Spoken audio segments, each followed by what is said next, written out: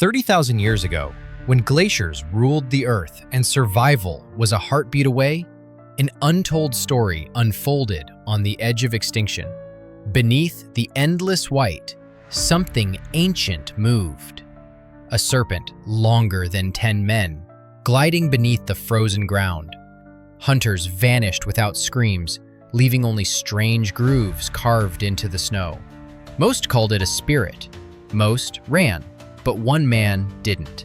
A lone Cro-Magnon hunter, armed only with fire, stone, and instinct, followed the trail into the wilderness. Unaware he was stepping into a battle that would decide who ruled the land, man or monster. It started with a loss. One hunter went missing, then another. The tribe searched, but no tracks of man remained. Only the grooves of something vast dragging across the snow. At first, the elders called it bad spirits, an omen sent by the earth. But the younger hunters whispered another word, snake. They had seen signs before. Shredded deer, entire elk crushed and discarded, carcasses twisted as if they'd been snapped in two. This wasn't hunger, it was domination. A predator killing to remind every living thing who ruled the land. The man who chose to follow didn't see superstition. He saw patterns. Each disappearance had a direction, each track leading to frozen valleys where sound carried strangely and trees grew twisted by old scars. He noted that the snow wasn't trampled like a herd might leave, nor scattered like wolves on a hunt. This was linear, precise, a singular trail as though the earth itself had dragged something massive across its surface. The scale of it was almost unthinkable. Some prints were so wide a child could lie inside them. The tribe begged him to stay. They said nothing good came from chasing shadows in the snow, but he ignored them. He knew something simple. Every predator bleeds. The question wasn't if the serpent could be killed, but how. As he set off, alone against something no one had dared face, he carried more than weapons. He carried the burden of proving the impossible wrong. And somewhere in the frozen silence, the snake was already waiting. The deeper he went, the stranger the world became. Snowbanks sloped in unnatural patterns, as if pushed aside by something sliding beneath them. Trees snapped at the base, their wood splintered not by storm, but by the sweep of muscle, thicker than a man's torso. Even the animals were gone. No rabbit tracks, no deer trails. Only silence, broken by the creak of shifting ice. The absence of life was itself a warning. Predators clear their territory, but this was an erasure. He studied the ground carefully. Where wolves leave scattered bones, this serpent left nothing. Where bears dig for food, this beast struck and vanished. It was efficient, almost clinical. He found a half-crushed carcass of a bison calf, ribs caved in, yet uneaten. Why waste such prey? That's when the realization struck him. The snake wasn't hunting for survival. It was hunting for control. Every kill was a warning to intruders. Step closer and you join them.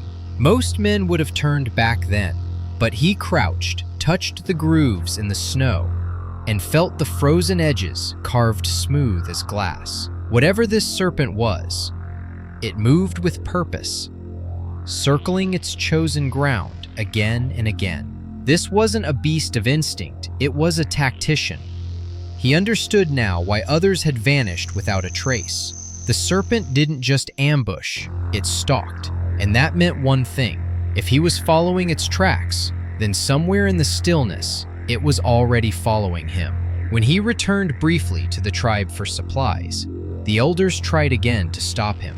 They told the legend of the Earth Serpent, a creature said to feel the vibration of heartbeats through soil and ice.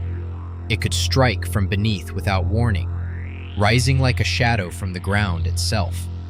The shaman claimed it was older than the glaciers, born when rivers froze, and trapped something ancient inside.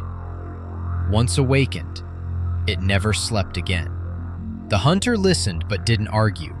Legends exaggerate, he thought, but they are built on something. Even if the serpent wasn't a demon, it was still a predator, and predators bleed. He tied strips of bark to his ribs, prepared smoked meat for bait, and carved new obsidian tips for his spears. What struck him most wasn't the fear in their voices, but the silence that followed whenever the serpent was mentioned. It wasn't just legend, it was taboo.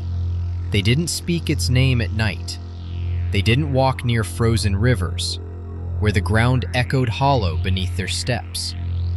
It was as if the land itself carried the warning. Yet he understood something else. Legends exist because someone once survived them. Someone lived long enough to tell what others would not. And if that was true, then survival was possible. He didn't want to tell a story, he wanted to finish one. So when dawn came and frost clung to his hair like shards of glass, he set out once more, determined to prove that no serpent, no matter how ancient, could own the land forever. It happened without warning. One moment the forest was silent, the next the ground erupted. Snow sprayed upward in a violent column as the serpent burst from beneath, scales glistening black in the pale sun. Its head alone was longer than he was tall, jaws opening wide enough to swallow him whole. He froze for a fraction of a second, staring at fangs curved like ivory daggers, dripping with venom so potent it hissed as it struck the snow. Instinct drove him sideways, rolling as the serpent lunged. The strike missed by inches, but the wind of its passing nearly knocked him down. He hurled his spear, obsidian tip aimed at the thick body, but when it struck, it bounced harmlessly off scales as hard as stone. That's when the truth hit him. This wasn't an animal that could be killed at range. Its armor was too strong. The only chance would be close, dangerously close. The serpent didn't press the attack. Instead, it rose, coiling upon itself, staring with eyes the color of frozen amber. There was intelligence there, something cold and calculating. It studied him, as though deciding whether he was prey or simply an inconvenience. Then, without sound, it sank back beneath the snow, vanishing as quickly as it had come. He stood frozen, breath clouding in the cold air, heart hammering. The serpent could have ended him. Instead, it retreated. That terrified him more than the attack itself. Because predators that don't finish their prey aren't afraid, they're planning. Bruised but alive, he retreated to higher ground and forced himself to think. Rage would kill him faster than venom ever could. If he wanted to survive, he needed strategy. For 3 days, he studied the terrain, following the serpent's trails. Every loop, every circle carved into the snow told him the same thing. The serpent wasn't wandering, it was watching. He sharpened his weapons with care, but not in haste. Spears for striking, ropes braided from sinew for binding, knives carved thin enough to slip between scales. He packed meat, not for food, but as bait. This wasn't about strength, it was about creating opportunity. But the danger wasn't only the serpent. The cold bit deep into his lungs, frost stung his eyes, and his ribs ached from the dodge days before. Yet he pressed forward, because every delay meant another life taken, another trail ending in silence. At night, he lay awake, staring into the fire, replaying the serpent's movements in his mind. He thought of its patience, its precision. This wasn't just about killing a predator. It was about proving that man could outthink even the most ancient beast. He wasn't hunting for food, and he wasn't hunting for pride. He was hunting for dominance. The serpent ruled these lands by fear. If he succeeded, it would no longer rule at all. The serpent didn't attack again immediately. Instead, it circled. For nights, he heard it. The faint scrape of scales on ice, the crack of a twig snapped deliberately close, the sudden hush of wind as something vast shifted just beyond sight. It wasn't trying to hide. It wanted him to know. The firelight became his only shield, the flames flickering against the shadows. He saw nothing, yet he felt everything. Every shift of snow, every breath of cold air carried weight. It was like being hunted by silence itself. The serpent wasn't rushing, it was testing. How long before his mind broke? He forced himself to stay calm. Fear wastes breath. Breath wastes strength. Instead, he tracked its patterns, noting how it approached from different angles each night, how the sounds would always stop when he moved toward them. It wasn't careless, it was cautious. This was no beast driven by hunger. It was a predator secure in its power, reminding him that the hunt would happen when it chose. And yet, that patience gave him something valuable: time. Time to sharpen, time to prepare, time to turn fear into resolve. Because every night he survived, every circle the serpent drew tighter meant one truth. The confrontation was inevitable, and when it came, only one of them would leave the snow standing. It struck at dawn, no warning, no hiss, just a violent eruption of snow as the serpent lunged with speed too fast for its size. He barely rolled aside, but not enough. The fangs grazed his shoulder, searing venom burning through his flesh, like fire under skin. Pain surged, but instinct overruled. He jammed a sharpened stake into the serpent's side. For the first time, the beast recoiled with a sound. Not a hiss, but a guttural roar that shook the trees. Blood dark as tar spilled into the snow, steaming in the cold air. He had done what no one else had. He made it bleed, but victory was short. The serpent whipped its body around, striking with its tail. He was thrown against a rock, ribs cracking like dry wood. Breath left him, blood filled his mouth, but he held his ground. The serpent stared, its amber eye narrowed, then withdrew into the forest. Why didn't it finish him? That question gnawed at him as he staggered to his feet. The answer was worse than the wound.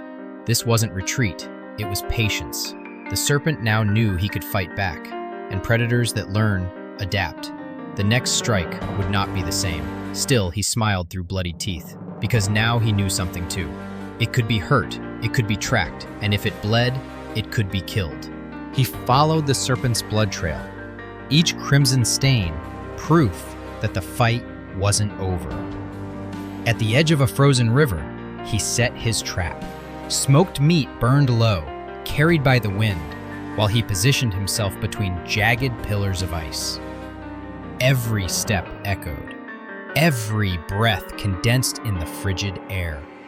He waited, spear in hand. The ground shifted, snow cracked, then silence. Suddenly, the serpent burst upward, jaws unhinging wider than his body.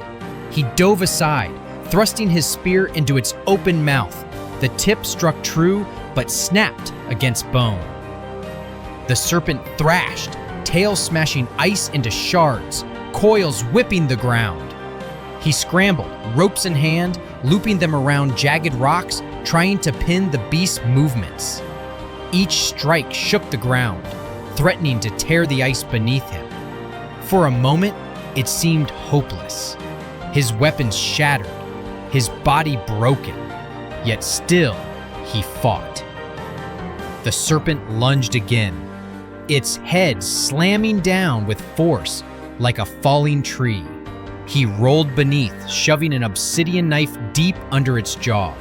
The serpent shrieked, withdrawing, blood spraying in violent arcs. The battle wasn't over, but the endgame had begun. One mistake now, and either man or monster would never rise again. The serpent coiled, wrapping its immense body around him, crushing ribs, driving air from his lungs. Bones cracked, vision blurred, but still he fought. He drove his knife into the soft tissue beneath its jaw, again and again, each strike weaker than the last, but each deeper. The serpent writhed, twisting with enough power to shatter trees, but he clung on, refusing to let go. Snow gave way beneath their struggle, ice splitting, water rushing beneath their weight. Still, he pressed forward. Pain no longer mattered. Fear no longer existed. There was only the spear, the knife, and the will to end it. Finally, with a desperate surge, he drove his last weapon upward, piercing through the serpent's skull. The roar that followed was unlike anything the earth had heard. echoing across the frozen valley. The serpent convulsed, once, twice, then collapsed, its massive body falling still. He lay there beneath its weight, crushed, broken, breath shallow. The world spun. But when the silence returned, he knew one truth. He had done it. For the first time in living memory, the land was free. 3 days later, he limped back into the tribe, barely alive, covered in blood not entirely his own. He said nothing. He simply dropped a scale the size of a shield into the fire and sat down. The elders whispered that he had faced a spirit. The young looked at him as if he were already legend. Generations passed and stories of the Earth Serpent survived.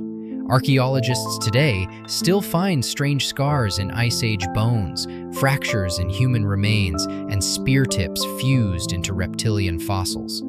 Whether the tale is myth or history, one thing remains certain. Men of that age carried resilience we can hardly imagine. Think about it. They had no steel, no armor, no medicine, only fire, stone, and willpower. Yet, against predators that could end them in seconds, they chose to fight. Not because they thought they would win, but because retreat was never an option. That is the legacy we inherit. So, when the world coils around you, crushing, suffocating, demanding surrender, remember the man who didn't run. Remember the serpent that finally bled. Because survival isn't just about living, it's about refusing to bow. And every one of us carries that same spark. Thank you for watching. Be sure to subscribe and join us for the next video where we uncover more untold stories from humanity's past. Each episode carries us further into the mysteries of history, connecting us to the people and events that shaped our world today.